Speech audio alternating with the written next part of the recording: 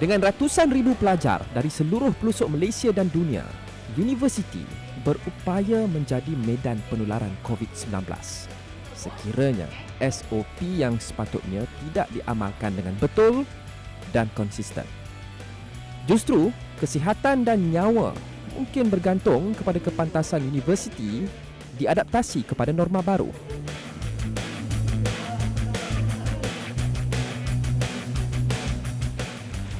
Di Universiti Putra Malaysia, mereka mempunyai hampir 30,000 pelajar dan lebih 5,800 kaki tangan. Dengan lebih 5,200 daripadanya adalah pelajar antarabangsa. Selepas 6 bulan pengajian terganggu akibat penularan COVID-19 dan pelaksanaan PKP, kini universiti di serata Malaysia masih menanti lampu hijau dari kerajaan untuk kembali membuka pintu mereka kepada pelajar. Semuanya masih tidak tentu. Tapi apapun, di UPM, mereka telah pun bersiap siaga untuk kembali dibuka bulan hadapan. Dan mereka di sini tahu, bulan depan, pintu UPM akan dibuka dalam dunia yang amat berlainan berbanding 6 bulan lepas. Antara 15 fakulti di universiti ini, barangkali proses persediaan ini paling jelas di Fakulti Pengajian Pendidikan. Apabila COVID-19 ni berlaku, kita semua melalui beberapa fasa untuk menyesuaikan diri dan kemudian memastikan kita boleh mematuhi semua langkah-langkah yang telah ditetapkan supaya kita dapat kekal dengan kecemerlangan kita ya dalam menjaga dan mengekang jangkitan atau rantaian jangkitan COVID-19 ni. Kita telah melatih semua staf-staf kita dengan norma-norma baru yang telah dikeluarkan oleh Pusat Kesihatan Universiti UPM yang selaras dengan garis panduan KKM. Sejak beberapa bulan lalu, segala persediaan telah disusun rapi bagi memastikan SOP norma baru diamalkan di setiap kawasan kampus seluas 1,100 hektar ini. Kita ikut garis panduan yang ditetapkan oleh Kementerian Kesihatan dan juga dengan garis panduan yang ditetapkan oleh Keselamatan UPM. Kita ada Jawatankuasa Keselamatan UPM. Semua kena ada pelitup muka, hand sanitizer dan poster-poster untuk COVID yang kita akan pamerkan di mana terata lah. Ia bermula daripada sebelum kita keluar daripada rumah lagi, apabila kita hendak pergi kerja, semua staf akan mengisi aplikasi COVID-19 ART untuk menentukan sama ada mereka dalam keadaan yang sihat untuk pergi ke tempat kerja. Jadi dari keputusan aplikasi tersebut, jika mereka mendapat paparan hijau, maka mereka boleh datang ke tempat kerja dan tunjukkan kepada pengawal keselamatan dan mereka akan diberikan akses. Bila kita sampai ke tempat kerja, kita akan scan QR code untuk menentukan kehadiran kita ke lokasi tersebut. Kemudian kita ambil suhu badan macam biasa, membuat sanitasi tangan dan sebagainya, dan kemudian kita terus ke tempat kerja lah, penjarakan fizikal semua orang mesti pastikan mereka jaga penjarakan fizikal. Kemudian bila mereka melaksanakan mesyuarat ataupun ada melaksanakan perkhidmatan kaunter di tempat kerja, kita pastikan penjarakan fizikal itu berlaku. Setiap minggu kita kena melaporkan, dan kedua pembersihan kita buat sekerap mungkin seminggu sekali untuk perabot-perabot semua, tangga, everything semualah. Kita memastikan bahawa semua maklumat-maklumat ini kita memang wawarkan dengan jelas kepada semua staf dan semua pelajar, termasuk kita umumkan dalam media sosial dan juga media rasmi. Saya dibantu oleh staf-staf semua untuk bergotong royong, kita tampal-tampal poster, stiker semua bagi tujuan mengingatkan kita tentang bahayanya COVID dan juga SOP-SOP yang telah ditetapkan. Dan juga kita ada juga 11 pekerja kontrak yang membantu dari kebersihan, yang akan menjaga kebersihan persekitaran. Tetapi semuanya bermula di sini. Inilah barisan pertama perlindungan. Kita telah menutup beberapa pintu supaya kita boleh mengawal pergerakan pelajar dan juga staf, termasuk jugalah pelawat-pelawat luar sebelum mereka memasuki kawasan UPM untuk bekerja ataupun meneruskan pengajian. Kita telah menetapkan supaya pelajar dan juga staf mengisi Putra RIS. Dalam Putra RIS ini mengandungi soalan-soalan yang berkaitan dengan suhu, berkaitan dengan gejala-gejala yang dialami oleh pelajar ataupun staf sebelum ini, dan juga sama ada mereka ada kontak rapat dengan mereka yang bergejala. Kategorikan jawapan ini kepada merah, hijau dan kuning. Sekiranya mereka merah, mereka tidak dibenarkan masuk kawasan UPM. Mereka yang berkategori hijau saja dibenarkan masuk, di mana pegawai keselamatan yang terdiri daripada polis-polis bantuan UPM akan memeriksa suhu mereka, akan memeriksa kategori mereka ni sekiranya mereka hijau dan mereka dibenarkan masuk. Jika mereka dapat paparan kuning, mereka dikehendaki untuk pergi ke pusat kesihatan universiti untuk mendapat nasihat lebih lanjut sama ada mereka perlu ke tempat kerja ataupun boleh bekerja di rumah, work from home. Jika mereka mendapat paparan merah, mereka memang tak boleh datang ke UPM dan mereka perlu berhubung dengan pusat kesihatan universiti untuk arahan lanjut lah. Macam pemandu Grab ataupun pemandu hantar cepat makanan, kita buat pemeriksaan. Sekiranya pemandu Grab ataupun penghantar makanan cepat ni, kita cek makanan mereka dalam kotak yang mereka bawa, sekiranya mereka ada bawa barang-barang yang lain daripada makanan lah. Kerana berada di barisan hadapan, mereka lah berdepan paling banyak cabaran menguatkuasakan SOP norma baru. Cabaran yang pihak keselamatan di Universiti Putra Malaysia alami sepanjang COVID ni ialah kesesakan yang berlaku akibat daripada pemeriksaan saringan COVID-19 yang kami lakukan di setiap pintu-pintu masuk, yang mana setiap satu kenderaan yang masuk tak akan terlepas daripada melakukan saringan tersebut. Mereka enggan kerana pada mereka benda tu menyusahkan, melambatkan proses mereka untuk masuk ke dalam kawasan UPM, tetapi di pihak kami tiada kompromi dan tiada apa alasan untuk tidak melakukan saringan tersebut. Pada kami itu sangat penting untuk menjaga SOP yang telah ditetapkan oleh kerajaan. Tetapi sudah tentu dunia norma baru mengubah aspek paling penting di universiti ini. Proses pengajaran dan pembelajaran perlu melalui transformasi yang menyeluruh dan cepat bagi memastikan kemajuan akademik pelajar tidak terencat. Apabila PKP diumumkan, semua pensyarah, semua staf pelaksana mahu atau tidak perlu melaksanakan pembelajaran secara dalam talian sepenuhnya, ya. Jadi di situlah kita dapati apa yang kita telah ada selama ni, persediaan kita memang mencukupi dan kita dapat implement sepenuhnya, dan itu memang amat menarik, ya. Kita dapat buat kuliah, amali, tugasan, ujian dan juga peperiksaan akhir secara dalam talian sepenuhnya. Pelajar-pelajar akan masuk pada bulan Oktober. Kita telah buat simulasi yang mana pembelajaran akan berlaku dalam mod pembelajaran teradun, ya, ataupun blended learning ataupun secara hybrid, di mana kita ada mod bersemuka dan juga mod dalam talian.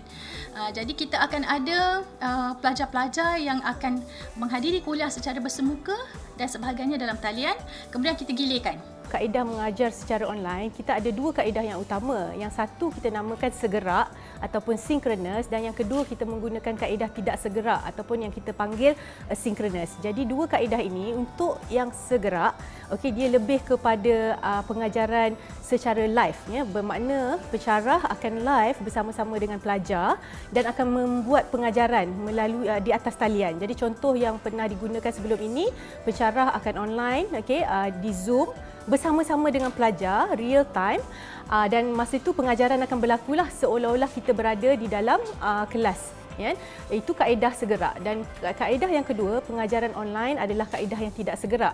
Jadi kaedah tidak segerak ni dia nature dia adalah lebih fleksibel. Jadi bila dia lebih fleksibel, dia ada bermacam-macam cara yang kita boleh gunakan. Salah satu yang pensyarah ataupun saya sendiri gunakan adalah di mana kita membuat rakaman video terlebih dahulu dengan pengajaran atau bahan pengajaran yang kita nak tunjukkan atau kita sampaikan kepada pelajar. Kita akan membuat rakaman, okey, dan lepas tu kita akan upload ke platform seperti YouTube ataupun laman pengajaran yang kita ada di UPM, kita panggil Putra Blast, dan link tu kita akan berikan kepada pelajar, dan selalunya pelajar boleh menonton kuliah tu dalam tempoh masa yang diberikan. Pembentangan dan kajian juga tidak terkecuali. So the idea is really to challenge you with this set of setting. Okay, so you will think through all the principle or all the underlying theories that we have learned. Pembentangan kertas projek kita jalankan sepenuhnya melalui aplikasi dalam talian. Tapi sebenarnya kita akan buat persediaan seperti sebelum PKP lah, sebelum norma baru kan. Kita keluarkan jadual, maklumkan awal pada 3 identiti, iaitu pelajar, pensyarah dan juga penilai. Ya. Seterusnya kita tentukan date lah, tapi kita kata dia tidak tertakluk pada jangka masa yang dah ditetapkan tu, masih lagi boleh longgar lah, mana tolak ansur antara pelajar, pensyarah dan juga penilai. Sebelum PKP tak buat macam tu kan. Jadi ini kita bagi masa sikit, tapi dalam lingkungan yang ditentukan lah. Bagi pelajar yang sedang melakukan penyelidikan yang memerlukan mereka untuk pengumpulan data, so dengan adanya teknologi yang sekarang, mereka juga mulai melakukan secara atas talian. Sebagai contohnya, kalau penyelidikan mereka memerlukan pengumpulan data yang melibatkan soal sidik, mereka boleh edarkan secara atas talian ataupun mereka boleh edarkan secara pos. Jadi tidak memerlukan pelajar ini berada bersama responden pada ketika itulah. Kita juga memang memastikan jaminan kualiti pengajaran dan pembelajaran ini boleh dipastikan melalui latihan yang berterusan kepada para pensyarah untuk melaksanakan kuliah secara dalam talian. Dan pada masa yang sama, latihan yang berkaitan juga kita keluarkan, kita pastikan diterima oleh pensyarah untuk memastikan penilaian kepada pelajar ini dapat dilaksanakan dengan secara sewajarnya. Persediaan juga diletakkan jika ada pelajar yang tiada pilihan. Sekiranya ada keperluan untuk pelajar ini berjumpa dengan pensyarah, so kita di UPM ni kita telah ada SOP yang ketat. Okay, mana contohnya mereka perlu mendaftar di Pejabat Keselamatan dan seterusnya. Apabila berada di fakulti, mereka perlu mengambil suhu dan mengikut SOP yang seperti mana yang ditetapkan oleh Kementerian Kesihatan Malaysia. Setelah melalui proses ini, barulah mereka boleh berjumpa dengan pensyarah dalam penjarakan sosial yang ditetapkan. Tetapi seperti semua sektor lain, sektor pendidikan juga tidak kebal daripada cabaran apabila perlu melaksanakan segala SOP norma baru. Malah, sektor ini antara yang berdepan paling banyak cabaran, serta cabaran-cabaran yang lebih rumit. Pembelajaran atas talian nampak seperti penyelesaian baik secara teori. Tetapi bagaimana bagi mereka yang mempunyai jurusan bersifat fizikal seperti memasak, menjahit atau sains sukan? Bagaimana pula dengan mereka yang menetap di kawasan yang tiada internet? Juga selepas ini, bagaimana UPM bersedia menerima ribuan pelajar baru dengan cara baru? Cerita norma baru kembali selepas ini.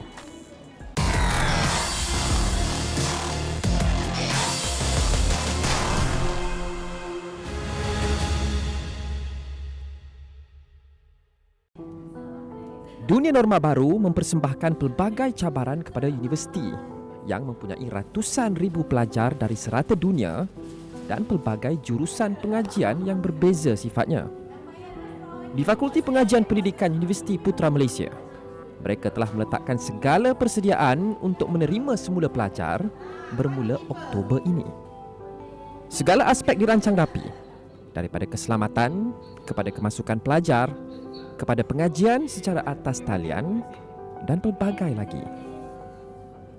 Apabila PKP diumumkan, semua pensyarah, semua staf pelaksana mahu atau tidak perlu melaksanakan pembelajaran secara dalam talian sepenuhnya.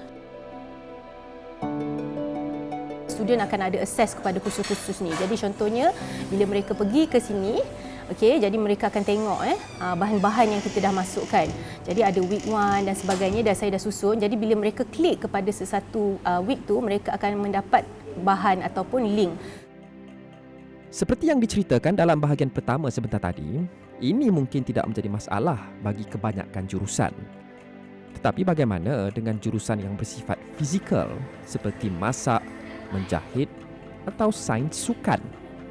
Perkara ini adalah satu norma yang kita patut terima, ya. Konten pengajaran dapat diterima, tapi cuma dalam bidang pendidikan jasmani, kita banyak bergerak.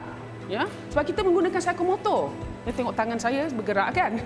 Jadi, kalau kita nak melantun bola, kita kena ada feel. And the best way of learning adalah menggunakan semua deria kita. Mata, rasa, bunyi, tangan, pegangan. Jadi itu tak ada masa kita buat online. Salah satu daripada yang feedback yang saya dapat adalah mereka suka berinteraksi berdepan, tetapi bila kita ada satu skrin, ya, dan 40 pasang mata, dan 40 pasang mata ni menunggu giliran nak bertanya soalan, itu orang kata dia ada lag sikit. Ya, kalau tidak dalam kelas, kita boleh buat secara berkumpulan, kan? Tetapi online kita agak sukar untuk buat gitu. Yang paling saya rasa perbezaannya adalah kekurangan social connection dengan pelajar-pelajar saya. Sebab secara amnya, macam saya jenis yang di dalam kelas, saya suka berinteraksi dengan pelajar. Selalunya dalam kelas saya ada 30 ke 35 orang pelajar. Jadi saya cuba mengenali setiap seorang daripada mereka. Okay, bila saya dalam kelas, okay, kita boleh tahu, okay, student ni dia macam pendiam sikit. Jadi bila kita dalam kelas, kita boleh approach dia. Terus ke dia, tanya nama dia. Tapi bila kita berada di situasi online, kita hanya terhad kepada skrin. Dan kadang-kadang cuma hanya 1-2 saja yang macam berani bersuara di sebalik skrin. Yang lain tu dia agak pemalu atau camera shy mungkin. Jadi dari segi social connection tu nak balance kan memang agak challenging. Justru seiring dengan pelajar, pensyarah juga perlu memastikan mereka bersedia. Bila ada aspek online tu, kita perlu fikirkan aspek teknikal sekali pada masa yang sama. Maknanya kalau kita ajar secara bersemuka, selalunya kita dah siap konten kelas kita terus ke kelas. Okay? Tapi kalau online ni, konten ataupun bahan pengajaran, lepas tu kita kena sediakan pula platform untuk mengajar student. Jadi mengajar student maknanya kita startkan Zoom channel, kita akan hantar link kepada Zoom channel dan kena set upkan semua tu dan student akan masuk. Jadi itu daripada segi persiapan teknikal. Lepas tu pengajaran berlaku dan lepas habis selalunya kalau kelas bersemuka kira kita boleh keluar teruslah daripada kelas. Tapi kalau online kita kena upload pula bahan tu di dalam YouTube untuk pelajar-pelajar menonton kepada kemudian hari, terutama yang tidak dapat online pada masa yang kita ajar. Tetapi bagi pelajar di luar bandar, cabarannya lebih serius. Bila kita mengajar secara live menggunakan platform Zoom, yang itu selalunya melibatkan high bandwidth dan memerlukan data internet yang sangat tinggi. Jadi di situ akan ada kekangan dengan student yang tidak ada data atau tidak boleh online atau data internet dia tidak berapa stabil. Jadi untuk mengatasi masalah itu, kita sebagai pensyarah kena sentiasa ada backup. Kami akan teliti satu persatu dan cuba untuk mengatasinya secara individu. Jadi katakan kalau pelajar daripada kawasan luar bandar mungkin tidak mendapat aplikasi Zoom, jadi kami akan cuba untuk memberikan beberapa alternatif lain yang pelajar boleh akses kepada aplikasi tersebut. Kita akan juga buat bahan pengajaran yang menggunakan kaedah low bandwidth. Jadi untuk pelajar yang tidak ada internet yang kuat atau kekangan internet, jika mereka tidak dapat participate dengan menggunakan platform yang high bandwidth, kita beri alternatif kepada mereka untuk participate di dalam low bandwidth platform. Jadi contohnya macam mereka boleh melihat video tu daripada WhatsApp, sebab WhatsApp menggunakan low bandwidth yang rendah, ataupun kita hantar bahan bacaan seperti PDF juga menggunakan WhatsApp. Jadi kita mempelbagaikan kaedah tu untuk memastikan pelajar kita regardless of dia punya internet access, dia dapat access kepada bahan. Jadi kita akan tanya dulu pelajar terlebih dahulu apa halangan dan cabaran dia dan kita akan pelbagaikan kaedah tu. Saya akan hubungi dulu pelajar yang terlibat dengan kertas projek ini dan kita akan macam saya buat tinjauan lah sama ada pelajar ni menghadapi masalah atau tak lah. Jadi kalau yang masalah tu dia sempat cari kita panggil sudut-sudut yang tertentu untuk dapatkan talian internet yang baik lah. Sebagai contoh kan, saya ada pelajar daripada Tawau. Kita awal kontak dia awal dan tanya dulu ada problem ke tak, and then kemudian tu pelajar dia kata okey doktor, saya dah dapat sudut yang baik untuk saya present. Begitu juga macam saya ada pelajar di Kuantan, talian internet agak sukar kat rumah dia dan dia bergerak ke rumah kakak lah. So dia tumpang di di Bandar Kuantan dan dia dapat buat dengan baik. Tetapi cabaran tidak terhenti hanya pada pelajar sedia ada. Bulan hadapan, UPM juga akan menerima ribuan pelajar baru. Dan proses kemasukan mereka termasuk temuduga kemasukan sedang dilakukan sekarang dalam cara norma baru sudah tentu.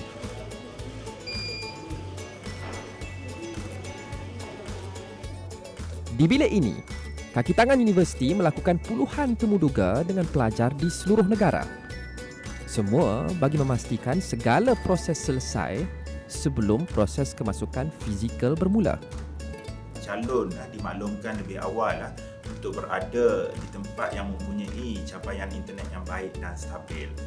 Calon juga diberikan peluang pada masa yang lain jika waktu tersebut kita dapat gangguan internet disebabkan oleh cuaca ataupun lain-lain masalah.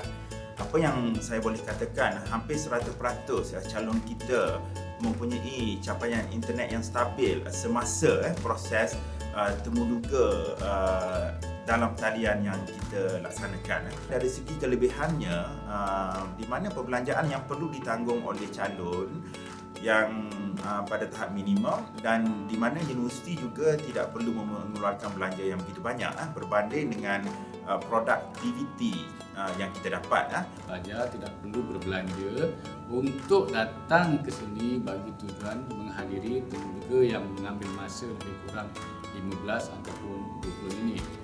Yang keduanya adalah dari segi perjalanan. Mereka tidak perlu berjalan, mereka tidak perlu mengeluarkan ataupun mengambil transportation untuk datang ke UPM bagi tujuan pengambilan pelajar.